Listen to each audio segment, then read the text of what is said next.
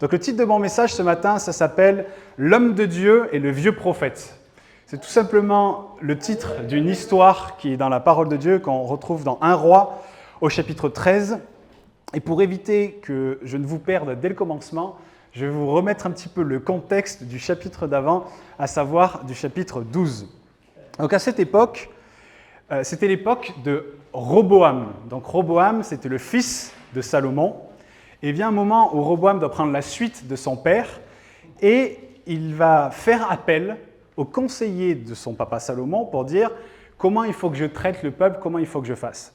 Et les conseillers de son père vont lui donner une directive et il va être vraiment orgueilleux, il va croire qu'il sait mieux que les conseillers de son père, il va fermer l'oreille à ce qu'ils ont dit et il va traiter vraiment le peuple avec dureté. Et il se dit que le peuple s'est approché de Roboam et il était accompagné d'un leader à sa tête qui s'appelait Jéroboam. C'est pour ça que c'est un peu compliqué des fois à comprendre, qu'ils ont presque le même nom. Et donc ils arrivent auprès de Roboam et Roboam va en gros les envoyer bouler. Et ils vont prendre ça vraiment mal, ils vont s'opposer complètement à Roboam. Il nous est dit que du coup Roboam va devoir fuir en Juda à Jérusalem pour se réfugier parce qu'il y a là-bas à Jérusalem un faible reste qui croit dans le règne de Roboam. Donc il faut imaginer cet Israël qui est complètement divisé avec d'un côté Jéroboam qui est à la tête du peuple d'Israël, qui rebelle au roi que Dieu avait voulu pour eux, à savoir Roboam. Et donc ils se retrouvent là-bas réfugiés à Jérusalem en Juda. Et donc Jéroboam se retrouve à la tête de ce peuple, la plus grande partie avec le plus grand royaume. Et il nous est dit qu'à un moment donné, vient la date fatidique où le peuple d'Israël doit aller à Jérusalem pour célébrer l'Éternel et faire des sacrifices dans le temple de Jérusalem. Donc il faut vous imaginer ceci.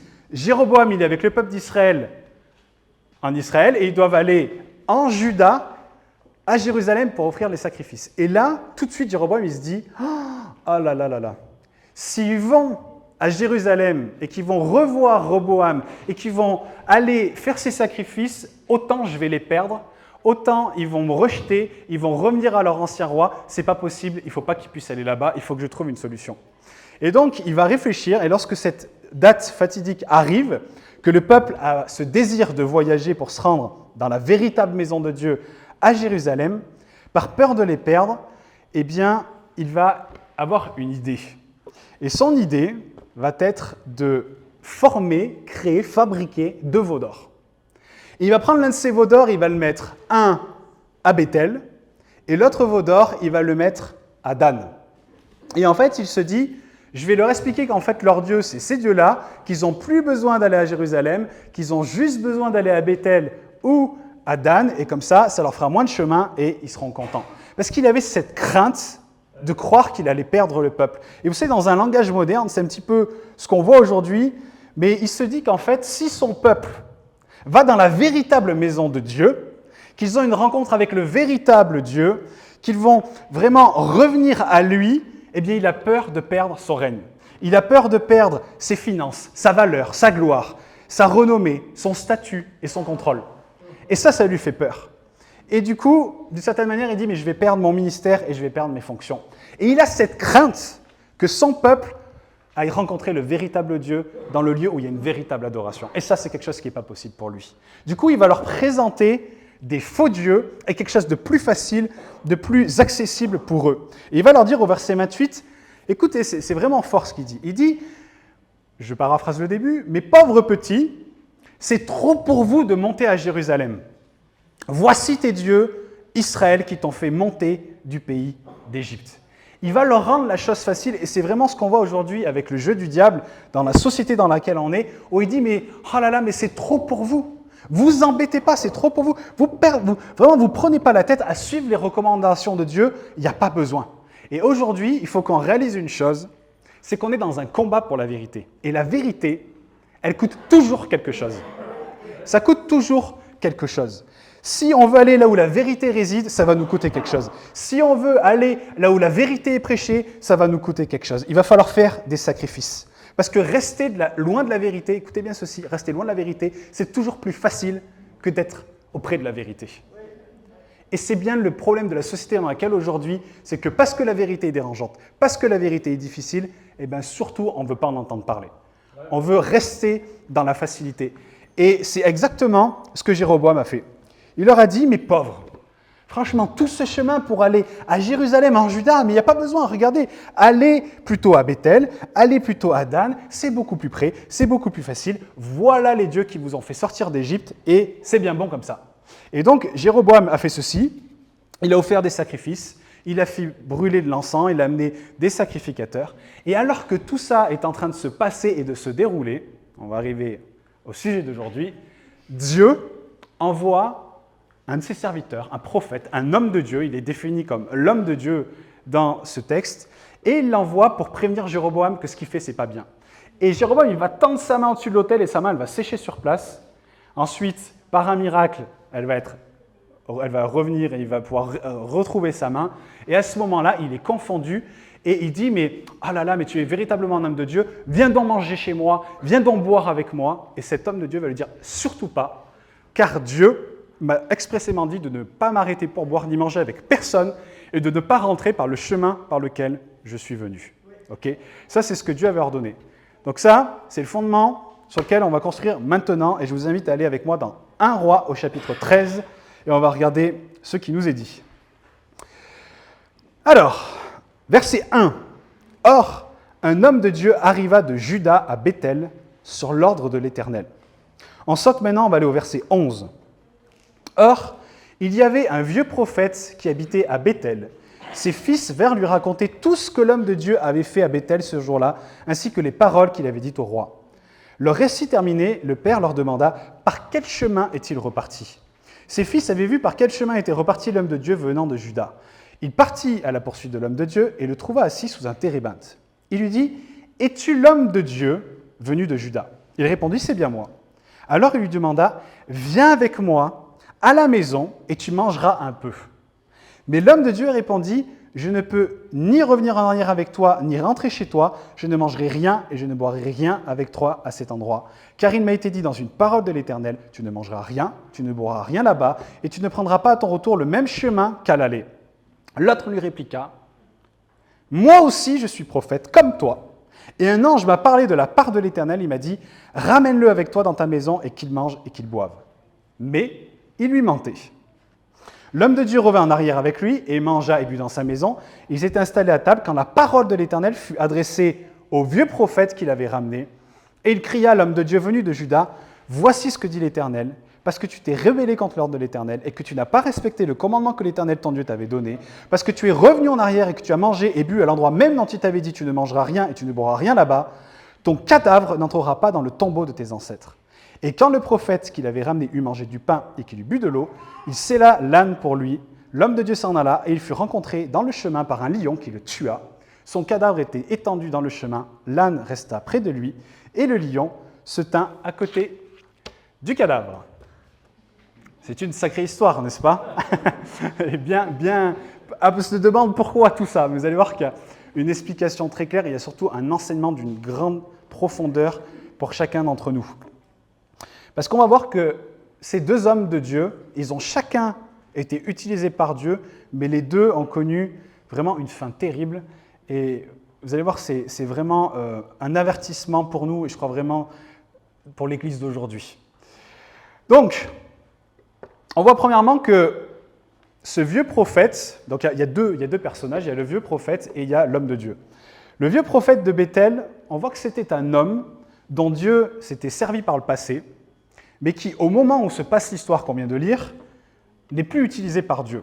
Parce que si Dieu avait voulu avertir Jéroboam par le vieux prophète, il aurait fait appel à lui, vu qu'il habitait sur place à Bethel, mais il n'a pas utilisé l'homme qui était sur place à Bethel, à savoir ce vieux prophète, mais il a fait venir quelqu'un depuis Juda pour venir prévenir et avertir Jéroboam. Donc il a envoyé l'homme de Dieu de Juda à la place. Et le terme « vieux », pour décrire cet homme, ça ne nous parle pas de sa maturité spirituelle ou de son âge. Et sur quoi je m'appuie pour dire ça, c'est qu'à la fin du récit, on voit que quand il va chercher le prophète qui est mort, il le prend et il le met sur son âne tout seul. Donc sûrement qu'il était encore vigoureux. Mais ça ne nous parle pas de cela, mais ça parle du fait qu'il était inapte au service de Dieu, Parce que pour parler à Jéroboam, encore une fois, il a fait appel à quelqu'un venu de Juda. Donc en fait, il était vieux, c'est-à-dire qu'il était inapte pour servir le Seigneur. Et on va revenir là-dessus un peu après.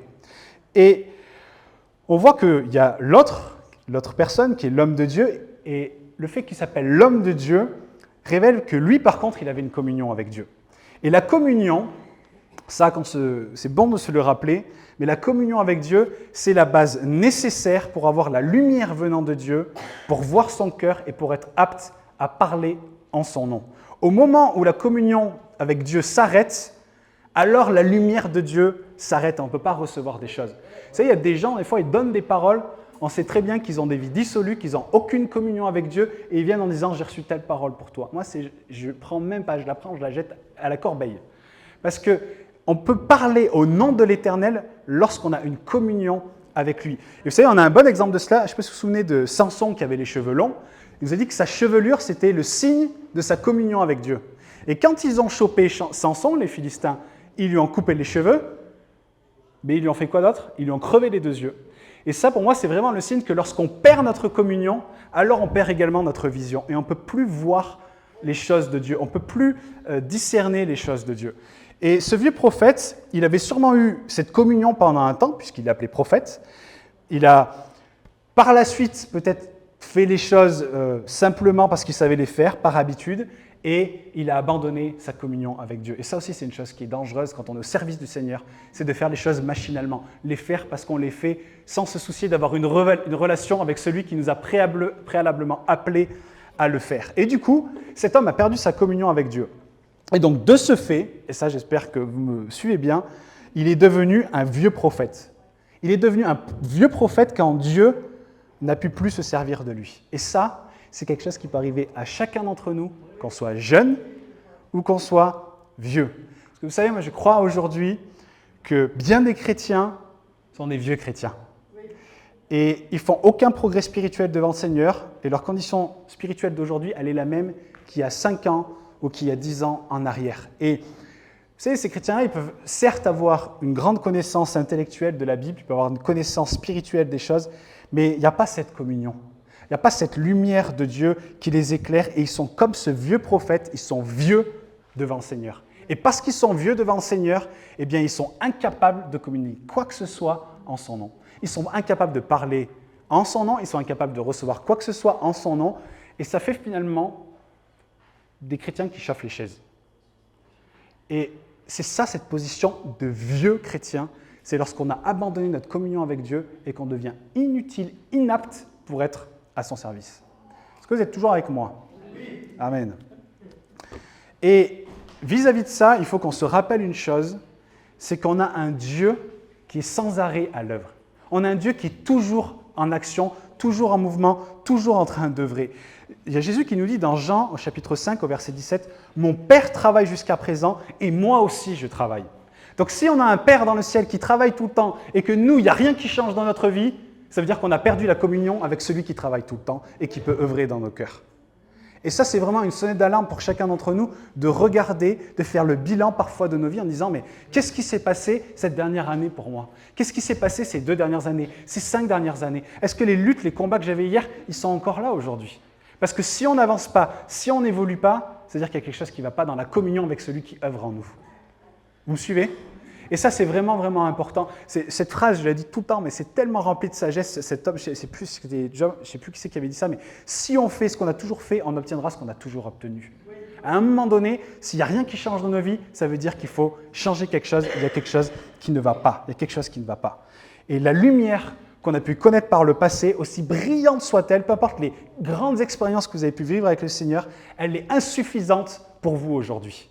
Elle est insuffisante pour nous aujourd'hui. Les expériences d'hier, ce n'est pas la lumière pour aujourd'hui. On a un Dieu qui est à l'œuvre continuellement. Il a une manne fraîche pour nous chaque jour. Et les expériences du passé ne peuvent pas être notre nourriture. Ce n'est pas possible. C'est chouette de parler des choses qu'on a vécues dans le passé. C'est chouette de parler de ce que Dieu a fait. Mais qu'est-ce qu'il fait aujourd'hui? Qu'est-ce qu'il fait aujourd'hui dans nos vies? C'est quand la dernière grande chose que vous avez vécue avec le Seigneur? Est-ce que c'était il y a 15 ans quand vous avez donné vie au Seigneur? Est-ce que c'était il y a 10 ans, il y a 5 ans? Parce que si c'est à ce moment-là, il y a quelque chose qui ne va pas. Ça veut dire que celui qui œuvre continuellement n'œuvre pas dans nos vies. Et donc, il faut se remettre en question. Et combien de fois, eh bien, on est un peu comme cela, on est spirituellement trop vieux ou trop pauvre devant le Seigneur. Et on a lu ce vieux prophète, il nous a dit qu'il vivait à Béthel. Et à Béthel, c'est exactement là que Jéroboam accomplissait toute son immoralité, toutes les choses qui étaient vraiment contraires à ce que Dieu voulait. Il faisait ses sacrifices à des veaux qu'il avait lui-même formés en or et dans des lieux d'adoration qui étaient autres que celui que Dieu avait voulu à Jérusalem. Et cet homme, spirituellement mort, cet homme qui n'avait aucune communion avec Dieu, eh bien, était témoin continuellement. Sous ses yeux, il y avait ces choses qui se passaient et il ne voyait rien du tout. Soit il ne voyait rien, soit ça ne lui faisait rien du tout, mais dans tous les cas, ça veut dire qu'il n'y voyait rien. Il y avait des immoralités terribles qui se passaient devant ses yeux et lui, qui était le prophète pour avertir des choses de Dieu, il ne voit rien. Il n'est pas dérangé. Il est là, il le voit, c'est sous ses yeux tous les jours, mais ça ne lui fait rien. Et vous savez, ce qui est terrible pour cet homme et ce qui est terrible pour chacun d'entre nous, vraiment que ce soit quelque chose qui résonne dans nos cœurs, c'est que cet homme aurait dû savoir que sa présence, sans réaction, cautionnait ce qui se passait à Béthel aux yeux de Dieu. Vous savez, en tant que chrétien, quand on dit qu'on est chrétien et quand on est dans des lieux où il y a des choses qui se passent qui sont immorales, ou que nous-mêmes nous faisons des choses immorales et qu'on ne fait rien, on se place en tant que témoin en disant « Non mais Dieu est d'accord avec ça ». Amen, oui. Amen. Je ne sais pas si on devrait dire Amen à ça, mais en tout cas, c'est quelque chose qui ne doit pas se passer dans nos vies. Parce qu'on est les témoins, Dieu nous a envoyés comme des témoins. Donc on est appelés à être des ambassadeurs de qui il est. Et cet homme, en étant à Béthel et en cautionnant ces choses, s'est retrouvé à donner l'image que Dieu cautionnait ces choses. Alors qu'aucunement c'était le cas. Comme le dit Jérémie au chapitre 15, verset 19, il n'a pas su séparer ce qui est précieux et ce qui est sale, ce qui est vil. Il n'a pas su avoir le discernement pour cela. Et vous savez, un prophète, mais finalement tout disciple de Dieu, ne peut parler de sa part que parce qu'il connaît la pensée de Dieu, parce qu'il connaît le cœur de Dieu. Et pour connaître la pensée de Dieu, pour connaître le cœur de Dieu, eh bien c'est dans une relation vivante avec lui qu'on peut l'avoir. Mais cet homme n'avait aucune connaissance, il avait perdu de vue Dieu depuis bien longtemps, il n'avait pas la pensée du cœur de Dieu. Et il ne voyait pas l'adoration pratiquée à Béthel comme un péché. Et ça, je crois que c'est vraiment quelque chose de révélateur pour nous aujourd'hui. Parce que si, comme lui, on voit ces choses et on en arrive à la conclusion que tout va bien, c'est qu'il y a un problème. Et là, j'aimerais juste m'arrêter 2 secondes sur ce point-là. C'est que si, comme cet homme, on voit que tout va bien aussi bien dans l'adoration à Jérusalem, qui nous parle de la véritable Église, de la véritable épouse de Dieu, et celle de Béthel, qui dans cette histoire nous parle de cette Église qui est devenue apostate, cette fausse Église de Dieu, qui est remplie des valeurs du monde, si ça ne nous fait rien dans un cas comme dans l'autre, alors ça montre que nous ne voyons pas comme Dieu voit et qu'il y a quelque chose qui ne va radicalement pas dans notre vie. Si à la vue de ce qui se fait dans le monde, que ce soit dans la morale, dans l'éducation, dans les médias, dans la mode, dans toutes ces choses qui sont là tous les jours, on n'est pas choqué ou on n'est pas dérangé, il y a un vrai gros problème. Si quand on regarde des films, des séries, et on est là à tout regarder sans avoir à faire de tri, il y a un vrai gros problème. Parce qu'on vit dans un monde qui est complètement à l'opposé de ce que Dieu veut. La vérité de Dieu, ce n'est pas la vérité de ce monde. Aussi, peu importe les efforts avec lesquels ils nous le vendent enrobé de chocolat et de tout ce que vous voulez, la vérité, ce n'est pas ça. La vérité, c'est Jésus-Christ. Et j'ai même envie de dire que si elle a vu de ce qui se fait dans bien trop d'églises aujourd'hui également, avec une louange qui est tournée vers l'homme, des enseignements qui sont sur une grâce bon marché, où surtout, il ne faut pas qu'on soit remis en question, on n'est pas choqué, là aussi, il y a un problème. Parce que la vérité, elle dérange souvent. Jésus, il était la vérité. Partout où il allait, il dérangeait. Mais il dérangeait en accomplissant et en faisant la volonté de Dieu. Et ça, c'est quelque chose qui est véritable. Et honnêtement, moi, je me questionne vis-à-vis de notre Église ici à Esprit et Vie. On est très très loin d'être parfait et d'être dans les standards de ce que Dieu veut. Mais quel est l'état de notre louange ? Quand on chante, qu'est-ce qu'on veut ? Est-ce qu'on réalise qu'en fait, on vient à l'Église pour donner à Dieu, à la toute base, quand même ? C'est que même ce temps-là d'enseignement où les gens disent « Ah, j'ai reçu un bon enseignement », on ne reçoit pas. On reçoit, mais d'une certaine manière, ça, c'est censé nous amener à avoir une meilleure attitude pour rendre encore plus gloire à Dieu par nos vies. On est appelé à marcher dans l'empreinte de ses pas. Tout est pour Dieu. Tout a été créé par lui et pour lui. Nos vies sont censées être des témoignages vivants de notre envie de faire plaisir à notre Maître. Et qu'en est-il de notre louange? Est-ce que c'est une louange qui est centrée sur nous ou est-ce que c'est une louange qui est centrée sur Dieu? Quel est l'état de l'enseignement? Les enseignements aussi qu'on écoute. Alors il y a des enseignements ici que vous entendez parce que vous faites partie de cette église et j'avais presque envie de dire vous n'avez pas le choix. Mais qu'en est-il des enseignements qu'on écoute la semaine?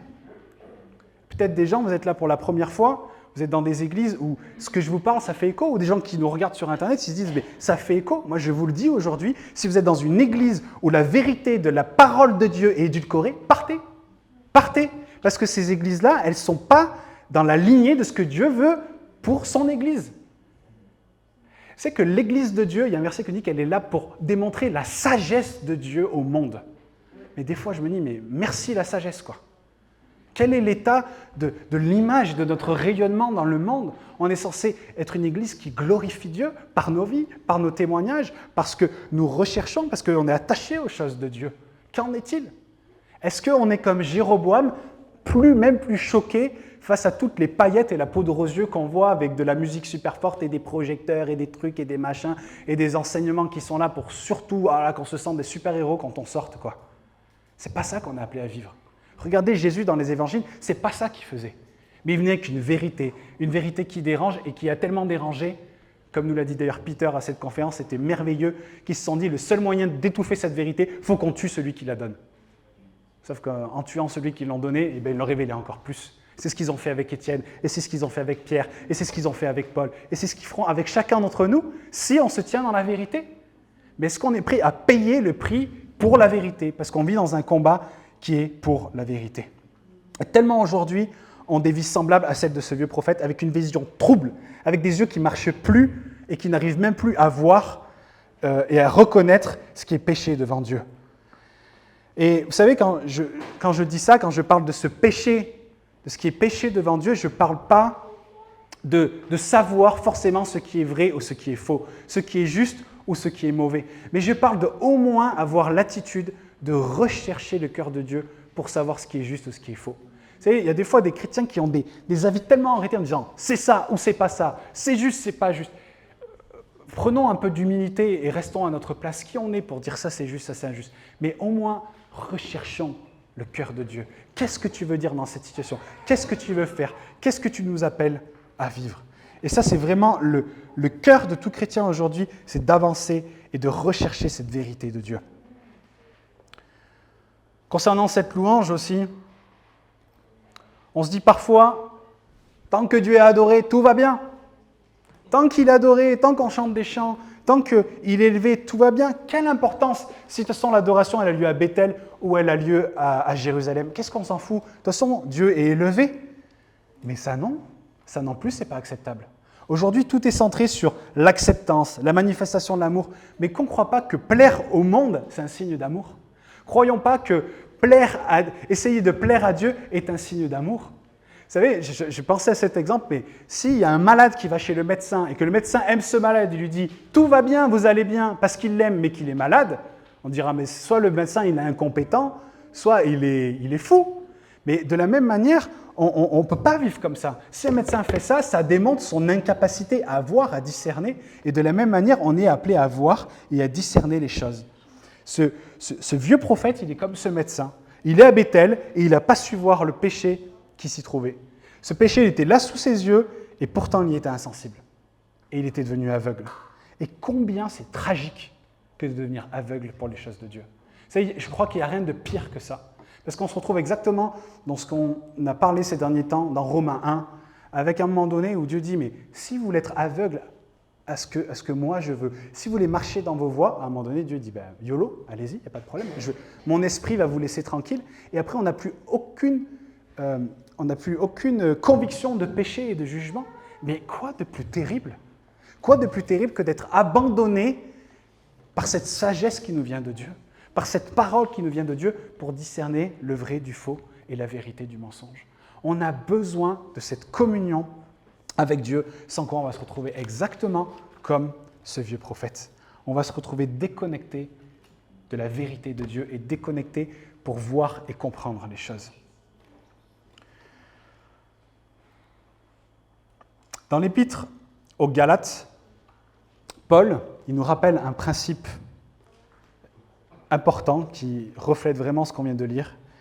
Il dit dans Galates au chapitre 1, au verset 8, il dit « Si nous-mêmes, ou si un ange du ciel vous annonçait un évangile différent de celui que nous vous avons annoncé, qu'il soit maudit. » C'est un sacré verset, hein? Et en fait, pourquoi il dit ça, Paul? Parce qu'à ce moment-là, il y avait des gens qui étaient venus d'ailleurs et qui essayaient de pervertir le message que Paul prêchait en séduisant les chrétiens de Galate. Et ces hommes qui venaient pour séduire les chrétiens de Galate, ils se faisaient appeler serviteurs de Dieu. Donc ils venaient sous le couvert d'un joli titre, mais ils étaient des imposteurs et c'était tout simplement des séducteurs qui utilisaient des paroles qui paraissaient bien spirituelles en apparence pour éloigner les chrétiens de la parole de Dieu. Et vous savez, là encore, rien de tout ça ne change. Et ça continue de se développer comme une gangrène dans l'Église de Dieu aujourd'hui. Vous savez, c'est quelque chose que j'ai l'impression que Dieu m'a mis ce fardeau, en tout cas pour moi, pour ma vie, mais je ne supporte plus ça. Je ne supporte plus ces gens qui disent la vérité, c'est ça, alors que c'est des mensonges. Ces trucs où on fait dire à la parole de Dieu des choses qu'elles ne sont pas. On ne peut pas faire de compromis avec la parole de Dieu. Il faut qu'on réalise que c'est quelque chose, on ne peut pas en enlever un iota, on ne peut pas l'édulcorer, on ne peut pas en faire quelque chose qui nous arrange pour nous faire plaisir. Et ça, c'est présent partout. Moi, je voyage un peu et malheureusement, je le vois beaucoup quand je vais aux États-Unis, mais des églises qui sont pleines, mais vous allez, mais c'est une coquille vide pendant 2 heures. Il n'y a rien, il n'y a que de l'humain, c'est du corporate, c'est de l'entrepreneuriat, c'est de l'entreprise avec des techniques de communication et tout ça. Mais est-ce que c'est ça l'église d'aujourd'hui ? Est-ce que c'est ce qu'on est vraiment appelé à vivre? Est-ce qu'on passe comme des imposteurs pour séduire les masses, pour faire en sorte que les gens, on ait des églises bien grandes, comme Jéroboam qui dit « Ah là, j'ai le plus gros peuple, j'ai la plus grosse partie, surtout, il ne faudrait pas qu'ils aillent goûter à la vérité. » Ça n'a pas changé et ça se passe aujourd'hui. Et on voit cette parole qui est déformée, qui est abandonnée, qui n'est plus recherchée. Ces églises où on fait de Dieu un Dieu à notre image. Alors que c'est nous qui sommes appelés à être à l'image de Dieu. Vous êtes avec moi? Est-ce qu'on ne fait pas ça parfois?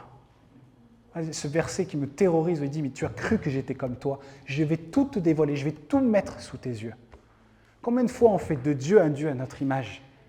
En se disant « Je suis content, donc il est content. Je suis en paix, donc il est en paix. Là où je vais, ça me paraît bien, donc c'est que ça doit être bien. » Et on ne consulte même pas la volonté de Dieu. Ces ministères qui proclament une vérité bon marché pour attendrir les portefeuilles, pour surtout, il faut qu'il y ait les finances, il faut que ça tombe. La vérité, elle ne peut pas être changée, elle ne peut pas être édulcorée. Et on voit que Paul, il va plus loin en disant « Si moi-même, je venais à prêcher un évangile différent de celui que je vous ai toujours prêché, eh bien, vous ne devez pas le croire. » Et ça, c'est pareil aujourd'hui. Et j'ai même envie de dire la même chose. Si aujourd'hui, Esprit et Vie, vous entendez des choses qui ne sont pas justes, c'est votre responsabilité de ne pas les croire. On doit être comme ces chrétiens de Béret, on doit tout peser par la parole de Dieu. Tous les messages que vous entendez dimanche matin, vous devriez les analyser. Vous devriez chercher et dire « Seigneur, est-ce que c'est ta parole? Est-ce que c'est la vérité ?» Parce qu'on doit, par nous-mêmes, avoir ce discernement. Parce que, vous savez, il y a des ministères auxquels on est parfois très attaché. Peut-être que vous m'aimez bien, j'espère qu'il y en a au moins quelques-uns. Vous pouvez être attaché à une manière de faire, à une manière de gérer ce ministère et tout ça. Mais il y a tellement de gens qui sont tombés en étant attachés à des hommes, à des ministères qui sont éloignés de Dieu et qui de ce fait sont tombés avec eux. On est appelé à avoir ce discernement. Et ça, c'est la responsabilité de chacun de vous, de chacun de nous, d'avoir cette responsabilité de se placer devant Dieu et d'analyser les choses que nous entendons. On a le Saint-Esprit qui est là aussi pour nous convaincre, pour nous montrer quand il y a des choses qui ne sont pas justes, mais c'est vraiment important. Il ne faut pas attacher de la valeur à la vérité d'un enseignement ou d'un ministère ou de quelconque, mais qu'on soit vraiment comme les chrétiens de Béret. Et Paul le savait très bien, c'est pour ça qu'il dit ça, parce qu'il y a beaucoup qui se laissent influencer par la réputation des hommes, qui placent leur foi dans la renommée des hommes. C'est d'ailleurs ce qu'il dit, vous savez, quand il dit « mais moi je suis de Paul, moi je suis d'Apollos », il dit « mais vous n'avez rien compris, c'est pas de ça dont il est question. On est de Jésus-Christ. Vous avez entendu un message, mais on est en Jésus-Christ. C'est lui notre rocher, c'est lui notre Dieu. » Tellement des gens ils vont voir des ministères pour avoir des réponses, pour avoir comme des médiums. Mais non, on est appelé à avoir une relation vivante avec Dieu. Parce que si on fait ça, on n'est ni plus ni moins que ces vieux prophètes, que ces vieux chrétiens qui sont complètement à la ramasse parce qu'ils ont abandonné le lieu secret. Et si quelqu'un prêche ce qui est contraire à la vérité de Dieu, eh bien on ne doit pas l'écouter, peu importe qui il est, même si c'est moi, n'importe qui. Il faut être attaché à la parole de Dieu. Et on voit aussi l'expression aussi dit « un ange du ciel ». Ça montre absolument que rien ne peut changer cette vérité. Même un ange du ciel, même si un envoyé de Dieu venait dire quelque chose de contraire, eh bien on ne doit pas l'écouter. Et quand il dit ça, il parle aussi des faux apôtres. Regardez, 2 Corinthiens, verset 11. Il dit, 2 Corinthiens, chapitre 11, verset 13 à 15, il dit « Ces hommes-là sont de faux apôtres, des ouvriers trompeurs, déguisés en apôtres de Christ. Et ce n'est pas étonnant, car Satan lui-même se déguise en ange de lumière. Il n'est donc pas étrange que ses serviteurs aussi se déguisent en serviteurs de justice. Leur fin sera selon leurs œuvres. » Et un ange de lumière, ça nous parle de ce masque, un masque d'hypocrisie qui détourne facilement la vigilance des gens. Cette vérité qui est emmenée et qui est transformée, qui est changée. Et c'est pour ça qu'il y a beaucoup de gens qui aujourd'hui tombent. Vous savez, moi, c'est parfois triste, mais même des amis, des gens qu'on aime parfois, deviennent un peu bizarres dans leur manière de penser, un peu même perchés, un peu mystiques, parce qu'il y a la parole de Dieu qui est abandonnée. Et quand ça touche des gens qu'on aime, c'est difficile, parce qu'on a à cœur de marcher dans la vérité. Et vous remarquerez que même dans l'Église, et même avec vos amis, et même dans votre famille, le concept de la vérité n'est pas le même pour tout le monde. C'est pour ça que la société, elle est tant divisée aujourd'hui. C'est pour ça qu'on doit s'attacher à la personne de la vérité. Et ça, c'est Jésus. On doit vraiment rechercher auprès de lui cette vérité. Qu'on soit vraiment vigilant, qu'on soit sur nos gardes pour ne pas tomber comme cet homme est tombé, qui pourtant avait une communion avec Dieu. Et la faute de l'homme de Dieu, c'était finalement de ne pas obéir à la parole qu'il avait reçue personnellement de Dieu et d'avoir été ébranlé par quoi ? Par un prétentieux titre. Parce qu'il était parti pour ne pas l'écouter et c'est quand l'autre il a dit « Ah mais moi je suis prophète comme toi, ah t'es prophète comme moi, bon ben c'est bon alors ». Il a abandonné cette parole de Dieu simplement par ce titre et en acceptant son mensonge. Et par sa désobéissance à la parole de Dieu, eh bien, il a participé à la fausse position du vieux prophète et il a rejeté la parole du Seigneur. Et en lisant ce texte, je me disais que je pense que la désobéissance de l'homme de Dieu a fait plaisir au vieux prophète. Parce que il y a des gens qui sont comme ça, qui ont été mis de côté par Dieu, ou qui se sont mis eux-mêmes de côté par Dieu par leur manque de communion, et ils se réjouissent presque quand d'autres tombent pour rejoindre la position dans laquelle ils sont parce que ça les console vis-à-vis de ce qu'ils sont. Une réjouissance de dire « Ah, t'es tombé, mais du coup, maintenant, je ne suis plus tout seul. Ça va, on est 2, on est 3, on est 4. » Et du coup, ça renforce cela. Parce qu'il y a beaucoup de gens qui sont comme ce vieux prophète. Vous savez, c'est des gens qui vous poussent à vous éloigner du plan de Dieu pour votre vie. Des gens qui faussent les instructions de Dieu à votre égard. Des gens qui sont jaloux, qui sont envieux du fait que vous entendiez la voix de Dieu et que vous marchez dans l'obéissance, alors que eux, non. Et donc, de ce fait, ils vont vous pousser à désobéir. Et ce sont souvent des personnes que Dieu n'utilise plus. Et ils gardent le titre d'homme de Dieu, mais ils n'entendent plus sa voix, et de ce fait, ils parlent à leur propre guise en mentant au nom de Dieu pour détruire le fruit de notre communion à nous. Et des gens comme ça, il y en a. Et il faut vraiment s'en méfier. Et c'est une chose sérieuse qu'il ne faut pas prendre à la légère. Et que nous-mêmes, on ne tombe pas dans ces choses-là. Et surtout, je m'adresse peut-être aux plus âgés ou ceux qui ont plus d'expérience dans la foi, de venir avec des titres pompeux ou avec nos expériences passées pour dire aux plus jeunes ou des gens que le Seigneur appelle « Ah mais t'as rien compris » ou « Moi je sais mieux » ou « Fais comme moi ». On a reçu un mandat de Dieu, on a reçu un appel de Dieu, chacun d'entre nous. On est en capacité d'entendre la voix de Dieu et on est appelé à y être fidèle. On n'est pas appelé à se laisser emporter par ces choses. Il ne faut vraiment, vraiment, vraiment pas prendre ces choses-là à la légère.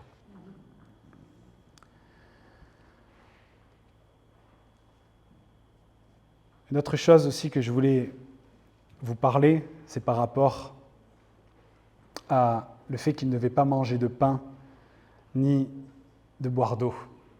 Là, ça nous parle, dans le monde dans lequel on vit, de ne pas s'arrêter, de ne pas se placer dans des situations de tentation dans lesquelles on pourrait tomber et que ça pourrait nous éloigner de Dieu. Vous savez, je parle avec plusieurs d'entre vous, des gens qui ont des difficultés, même parfois par rapport à certains péchés, par rapport à l'immoralité, par rapport à des problèmes de caractère. Ce que Dieu a fait, en fait, c'était préserver cet homme de Dieu en disant « Mais je t'envoie pour un mandat, pour une mission. Surtout, t'arrête pas. Te laisse pas happer à droite et à gauche par des choses qui vont t'emmener dans le compromis. » Parce qu'on voit que tout de suite, l'homme à qui il était parti pour faire des réprimandes, c'est cet homme-là qui a voulu l'inviter, pour essayer de changer, peut-être de modeler le message ou d'essayer de convaincre. Mais on est envoyé dans ce monde et Dieu nous dit, il nous a envoyés comme des brebis au milieu des loups. Et en gros, il dit, mais surtout, vous n'arrêtez pas à table avec les loups. Vous mettez pas dans cette position qui est difficile parce que vous pourriez tomber. Les gens qui se font passer pour des agneaux et qui n'en sont pas. Et ce vieux prophète, on voit qu'il était plus sensible à quoi que ce soit et il s'est fait nommer prophète pour autant, mais il trompait les autres. Et vous savez, même cette notion de manger le pain avec lui, je pense que derrière ça, il y avait aussi, moi je n'entends plus la voix de Dieu, mais je vais être avec quelqu'un de spirituel pour montrer à quel point je suis spirituel. Il y a beaucoup de choses dans ce texte qu'on pourrait prendre et qu'on pourrait développer, mais en tout cas, ça nous parle de cela. Ça nous parle qu'on est envoyé, quand on a entendu la voix de Dieu, qu'on est envoyé par Dieu, qu'on ne se laisse pas égarer à droite et à gauche. Et surtout, qu'on ne devienne pas comme ce vieux prophète.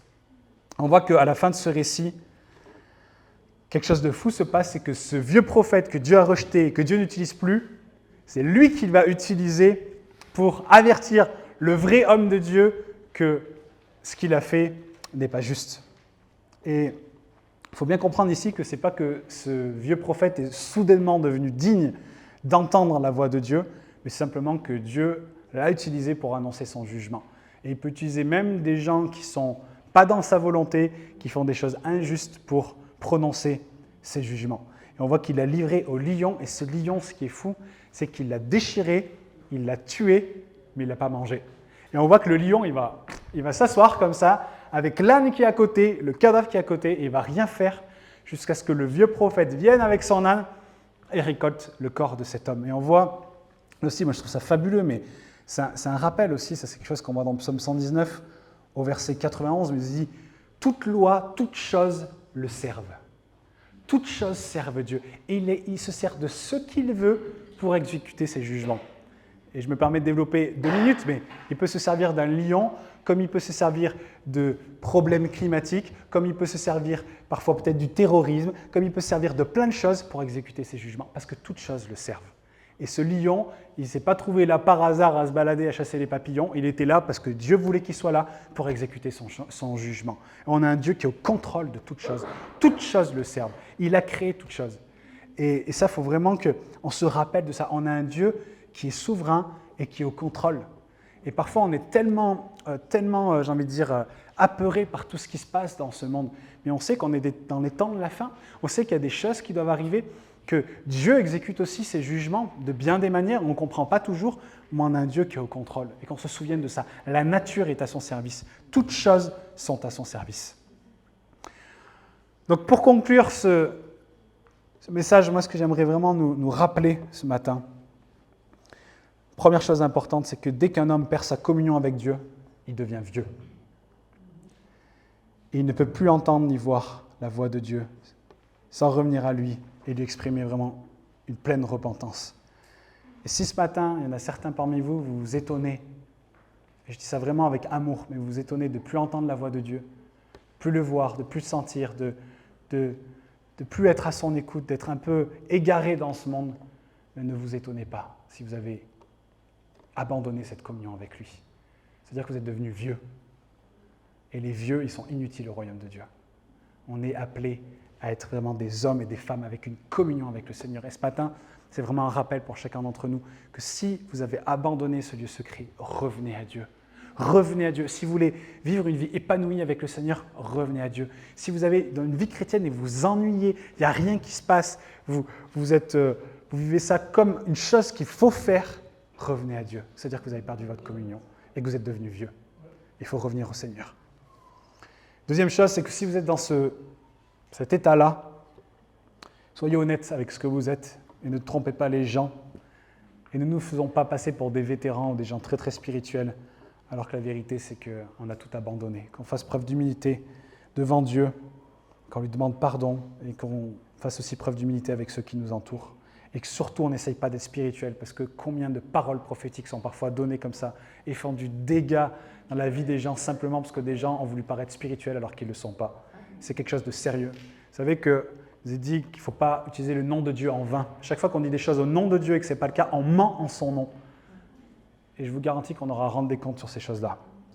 Et troisièmement, qu'on ne se laisse pas troubler et emporter par les courants de ce monde et les courants qui se trouvent à Bethel, comme ceux qui se trouvent à Jérusalem, c'est-à-dire en dehors de l'Église ou à Jérusalem, qui est l'image de l'Église que Dieu veut.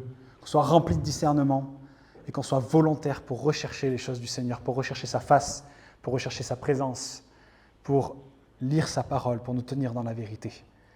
Et ce dernier avertissement que j'aimerais nous donner vraiment, c'est qu'aujourd'hui, si plus rien ne vous dérange, ou peu de choses vous dérangent, vraiment, il y a quelque chose qui ne va pas. Et plus les jours passent, si plus les jours passent et moins vous êtes dérangés, c'est quelque chose qui ne va pas. Parce que moi-même, je vois, au cours de ces 15 dernières années, comment je me suis laissé anesthésier par tellement de choses. On est anesthésié par notre manque de communion avec Dieu. Parce que quand on est dans les choses de Dieu, qu'on s'attache aux choses de Dieu, alors ces choses-là, elles doivent nous faire des électrochocs qui sont plus possibles. Si on se trouve à Bethel et qu'il y a des veaux d'or qui sont en face de nous, qui sont en train d'être adorés et qu'on ne dit rien, c'est qu'il y a vraiment un gros problème. Alors aujourd'hui, que vraiment on n'endurcisse pas nos cœurs, mais qu'on soit à l'écoute du Saint-Esprit qui nous parle. À prier ensemble.